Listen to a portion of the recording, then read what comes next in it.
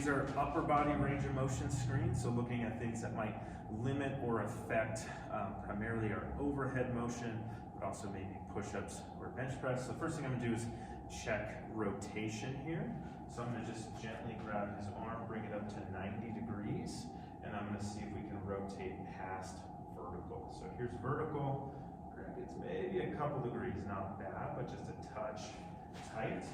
Kind of normal would be 10 degrees. So this one's a little closer to normal. It goes just a little further. I'd ask if that's uncomfortable at all. And then I'm also going to do the same thing in this position here, because that's going to be our back squat or our back rack.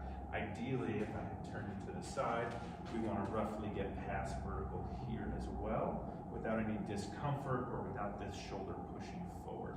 And so Grant has pretty much requisite, maybe just a touch tight on the right side and a touch tight on the left, and I would check that both sides. Then I'm gonna have you lay on the ground with knees bent, so your back is flat. Good. And I'm just gonna say light brace the core and push your low back into the ground, and just lift both arms overhead and relax them. Ideally, I wanna see pretty much where Grant is at. We get thumbs to the ground, arms even with the shoulders. If we're kind of floating up here, means we're a little tight, and we might want to be careful with like a barbell overhead press or something, because that's going to cause some extension at the back. But Grant's pretty good here. Then I'm going to have you come on hands and knees. I'll typically show this one, but I'm going to have you put a hand behind your back, and we're going to rotate up like that. So I'm going to do that. This one you can measure with a phone. My phone is filming, but I typically look for about, and let me do the other side, about 45 to 50 degrees here. So that's a pretty good angle. If I had to guess, that's probably about 45, 50. But iPhone has a level you can just put on the spine here and check, but that's pretty good. Sometimes people go like boom right there, they get stuck. So that's our thoracic range of motion. I'll have you come on up. The last one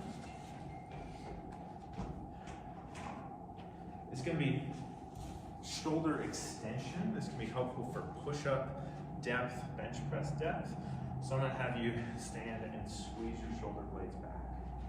Yep. And then I'm going to have you reach your arms back behind you as far as you can without the shoulder running forward. Good. And I'll just kind of check. And then I'm going to have you keep your arms there and bend the elbow. Yep. And then I'm going to put this in your hands and see kind of where that comes down. And then bring your hands in just a little bit. So Grant pretty much gets maybe a ½ inch above his chest here. So if he has any shoulder discomfort in a bench press, I might have him while we're working on kind of this extension range of motion, not go all the way to his chest with a barbell, because he's pretty much at his end range. And if I were to force this, relax a second, his shoulder's going to start to come forward if I force deeper extension, and then we can get some pain up front there. So I want to check that extension range of motion. So those are a quick upper body range of motion tests. Anything else?